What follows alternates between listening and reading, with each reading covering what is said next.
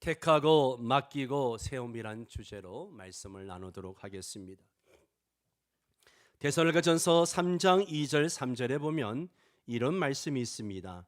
우리 형제 곧 그리스도의 복음을 전하는 하나님의 일꾼인 디모데를 보내노니 이는 너희를 굳건하게 하고 너희 믿음에 대하여 위로함으로 아무도 이 여러 환난 중에 흔들리지 않게 하려 함이라. 우리가 이것을 위하여 세움 받는 줄을 너희가 친히 알리라. 이 말씀은요, 바울이 디모데를 데살로니가 교회에 파송하면서 주신 말씀입니다. 데살로니가 교회 성도들을 굳세게 하고 그들의 믿음을 위로하고 환난 중에 요동하지 않게 하려고 이 말씀을 전한 것입니다. 특별히 바울은 디모데를 소개할 때에 그리스도의 복음을 위한 하나님의 일꾼이다, 그렇게 소개하고 있습니다. 그리스도의 복음을 위한 하나님의 일꾼. 여기에 일꾼에 대한 이야기는요, 원어상 보면 섬기는 사람, 이런 뜻을 가지고 있습니다. 디모데는 하나님의 교회의 일꾼이었습니다. 바울 사도가 소개하는 일꾼의 뜻은 좀 색다른 의미가 있습니다. 일꾼은 한마디로 일하는 사람을 말합니다. 그리고 믿는 사람, 의지가 되는 사람, 힘이 되는 사람, 이런 의미를 가지고 소개하기도 합니다. 지금 디모데를 일꾼으로 소개한 것은 바로 이 후자의 뜻을 포함시키고 있습니다. 사람을 굳게 붙들어주고 또 핍박이나 어려움 속에서 믿음을 지키는 사람들을 위로하며 환난 중에도 흔들리지 않도록 힘을 주고 용기를 주는 일꾼이란 그런 말입니다. 교회 일꾼은 주변 사람들을 잘 보살펴야 하고 또 약한 성도들을 양육하는 그런 훌륭한 일꾼이 되어야 합니다. 오늘 본문의 7 집사들이 바로 그런 사람들이었습니다. 다시 한번 1절 말씀을 보도록 하겠습니다. 같이 읽습니다. 그때에 제자가 더 많아졌는데 헬라파 유대인들이 자기의 과부들이 매일의 구제에 빠짐으로 히브리파 사람을 원망하니 예루살렘 교회가 크게 부흥했습니다. 성도들은 은혜를 받고 교회 안에 가난한 사람들을 구제하라고 자기들의 재산을 팔아가지고 사도들 앞에 내놓습니다. 그러면 사도들은 그것을 가지고 교회 안에 어려운 사람들을 도와주었습니다. 그래서 성경은 교회 안에 궁핍한 자가 없었다라고 말하고 있습니다. 그때에 제자가 더 많아졌다라고 말합니다. 성도가 많아지고 물질도 많아지면서 교회 안에 새로운 문제가 발생했습니다. 즉 헬라파 유대인과 과부파 유대인들 간에 갈등이 생긴 것이죠. 헬라파 유대인들이 그 과부들이 매일매일 구제에 빠지게 되는 겁니다. 이게 일부러 그런 건지 아니면 실수로 그런 건지 알 수 없지만 매일 구제에 빠지니까 히브리파 유대인들을 원망하기 시작합니다. 헬라파 유대인과 히브리파 유대인 사이에 갈등이 생긴 거죠. 헬라파 유대인은 헬라어를 사용하는 그런 유대인입니다. 이방인이었으나 예수님을 믿은 사람들을 말합니다. 아니면 흩어진 디아스포라를 의미하는 거죠. 히브리파는 유대인의 순수 혈통을 가진 사람들입니다. 이들은 한마디로 개척 원년 멤버라고 할 수 있습니다. 토속민과 이주민과의 갈등이죠.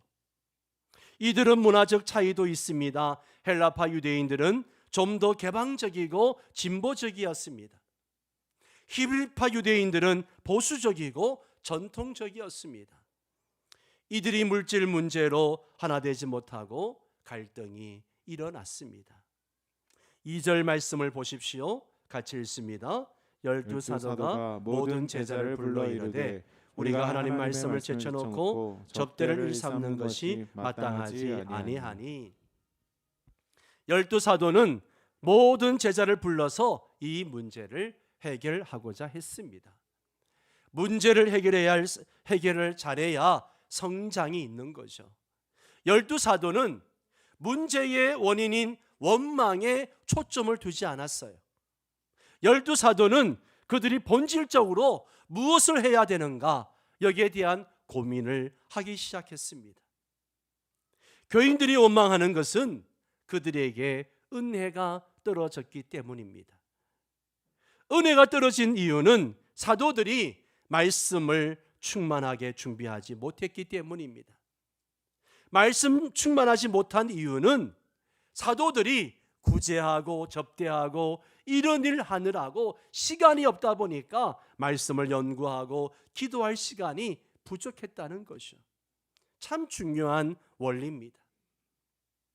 목사가 말씀 연구하고 기도할 시간이 충분해야 되는데 다른 일들 때문에 바쁘면 은혜가 떨어지는 것이죠. 하나님은 구제로 인한 갈등을 통해서 예루살렘 교회의 본질적인 문제를 보게 하셨습니다. 구제하고 접대하는 것은 그들이 해야 할 본질적인 일이 아닙니다. 그들이 해야 할 일은 하나님의 말씀을 연구하고 그 말씀을 전하는 것입니다. 교회는 성도의 교제와 구제 모두 필요한 일입니다. 그러나 가장 중요한 것은요, 말씀을 전하고 가르치는 거예요. 말씀이 힘을 잃어버리면 그때부터 교회 안에 문제가 생기기 시작합니다. 문제가 있을 때마다 우리는 기도와 말씀에 집중해야 됩니다. 여러분 개인에게, 여러분의 가정에 어떤 문제가 생길 때에 그 문제에 집중하기보다는 먼저 말씀과 기도로 집중하시고 문제를 해결할 수 있게 되기를 바랍니다.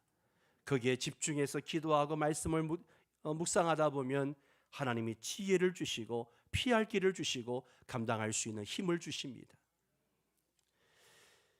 사도들은 성도 수가 많아지면서 분업이 필요함을 알았습니다. 고난의 위임이 필요함을 알았다는 거죠.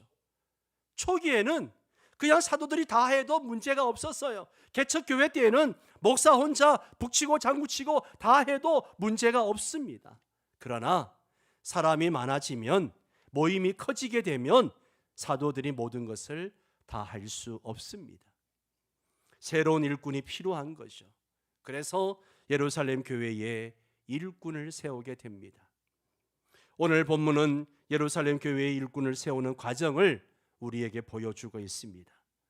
세 가지 과정을 말하고 있는데요. 첫 번째는 사람을 택해야 합니다. 3절 말씀을 보십시오. 같이 읽습니다. 형제들아, 너희 가운데 성령과 지혜가 충만하여 칭찬받는 사람 7을 택하라. 사도들은 교회 안에 문제가 생기자 그 문제를 다른 사람에게 맡기기로 합니다. 그래서 그 일을 맡을 사람을 먼저 택하라고 합니다. 어떤 사람을 택하라고 합니까? 다시 3절을 보면 형제들아, 너희 가운데서 성령과 지혜가 충만한 사람, 칭찬받는 사람. 여러분, 첫 번째는 너희 가운데서입니다. 너희 가운데서, 우리 가운데서 일꾼을 뽑아야 됩니다. 외부에서 아무리 능력 있는 사람이 왔어도 그 사람을 교회 일꾼으로 금방 세울 수 없습니다. 우리가 일꾼을 세울 때 직분 받은 후 5년, 교회 등록 후 3년이란 기간을 정한 것도 바로 이런 이유 때문입니다. 우리 가운데서 일꾼을 뽑아야 합니다. 두 번째는 성령과 지혜가 충만하고 칭찬 듣는 사람을 세워야 한다라고 말하고 있습니다. 주의 일은 내 능력과 내 힘으로 하는 게 아니에요. 학벌이 좋고 경험이 많고 능력이 많다고 하는 게 아니에요. 주의 일은 성령의 능력으로 합니다. 성령 충만해야 됩니다. 하나님을 경외하는 사람이 성령 충만합니다. 성령 충만한 사람이 지혜가 충만하고요. 성령은 지혜와 총명의 영입니다. 이런 사람이 칭찬을 듣게 되는 것이죠. 두 번째는 맡겨야 합니다. 맡겨야 돼요. 3절 하반절에 보면 우리가 이 일을 그들에게 맡기고 라고 이야기합니다. 사도들은 너희 가운데서 성령과 지혜가 충만한 사람 7을 택하라고 했습니다. 왜 택합니까? 7 집사에게 구제 일을 맡기기 위해서예요. 사역을 위임하기 위해서입니다. 사도들은 구제 사역에 이제 손을 떼고 말씀과 기도에 전무하기 위해서예요. 여러분, 일꾼을 세우는 이유는 사역을 맡기기 위해서입니다. 아멘입니까? 교회 중직으로 뽑혔는데 사역을 하지 않으면 그거는 직무유기입니다. 내게 직분 주신 이유가 뭐예요? 목사가 혼자 다 할 수 없으니까. 목사 그 일 다 하다 보면 설교 준비 언제 하고 기도 언제 합니까? 그러니 그 일을 성도들에게 맡겨서 함께 하기 위해서 일꾼을 세우는 거예요. 교회 일을 맡기기 위해서 직분을 주시는 겁니다. 아멘.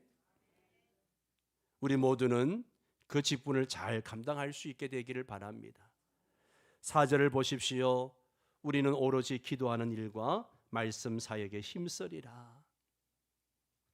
사도들은 7 집사를 택하고 구제 일을 맡기고 자기들은 기도와 말씀 사역에 힘쓰겠다고 합니다. 사도들이 해야 할 본질적인 일이 기도와 말씀 사역임을 깨달은 것이죠. 사도들은 기도해야 됩니다. 기도해야 성령의 지속적인 충만을 받을 수 있습니다. 또한 말씀 연구하고 전하는 일에 힘써야 합니다. 하나님의 역사는 말씀의 역사입니다. 말씀을 전해야 생명이 살아납니다. 하나님의 나라가 확장됩니다. 기도와 말씀은 두 바퀴예요. 기도와 말씀에 전무할 때에 하나님의 말씀이 살아있는 말씀이 될 수 있습니다. 성령의 검이 될 수 있습니다. 기도와 말씀에 전무해야 교회가 성령 충만해지고 은혜 충만해집니다. 5절에 보니까 성도들이 다 함께 기뻐하면서 사람을 택합니다. 함께 읽을까요? 온 무리가 이 말을 기뻐하여 믿음과 성령이 충만한 사람 스데반과 또 빌립과 부르고로와 니가노로와 디몬과 바메나와 유대교에 입교했던 안디옥 사람 니굴라를 택하여. 아멘, 아멘. 예, 7 사람을 택하여 그들에게 맡겼습니다. 마지막 세 번째는 이제는 세우는 겁니다. 6절을 같이 읽습니다. 사도들 앞에 세우니 사도들이 기도하고 그들에게 안수하니라. 아멘. 7 집사들을 사도 앞에 세웠습니다. 사도들이 그들에게 기도하고 안수해서 집사로 세웁니다. 임직식 때 안수 기도하는 모습이 처음 등장하는 거죠. 안수 기도는 권위를 위임하는 거예요. 위임하는 거예요. 우리가 목사나 장로, 안수 집사 또 선교사를 파송할 때에 안수 기도를 합니다. 그들에게 권한을 위임하는 것이죠. 우리의 권위를 위임하는 거예요. 이렇게 택하고 맡기고 세운 결과가 무엇인가? 7절 함께 읽습니다. 하나님의 말씀이 점점 왕성하여 예루살렘에 있는 제자의 수가 더 심히 많아지고 허다한 제사장의 무리도 이 도에 복종하니라. 아멘, 아멘. 사도들은 기도와 말씀에 집중했습니다. 그리고 7 집사는 직분 맡아가지고 열심히 섬겼어요. 그랬더니만 어떤 일이 벌어졌어요? 말씀이 점점 왕성해지고 제자의 수가 많아지고 수많은 제사장 무리도 도에 복종했다. 할렐루야. 우리 교회가 일꾼을 세울 때마다 이런 은혜가 충만하기를 기원합니다. 예, 그래야 돼요. 그래야 됩니다. 이게 직분 세우는 이유이거든요. 예. 오늘 우리도 교회 일꾼을 맡아서 섬길 사람을 위해 세우기 위해서 일꾼을 택하려고 합니다. 교회 일꾼을 세움으로 예루살렘 교회처럼 교회가 말씀의 은혜가 더 충만하고 구제와 복음 사역을 다 잘 감당함으로 부응하는 은혜가 있기를 축원합니다.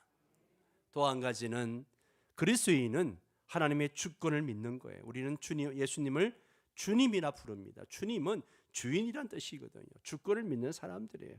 우린 다 하나님의 주권을 믿습니다. 제비는 사람이 뽑으나 모든 일을 작정하기는 여호와께 있느니라 그랬습니다. 오늘 우리가 투표로 사람을 뽑지만 이 일을 작정하고 이루시는 분은 우리 하나님이십니다. 아멘입니까?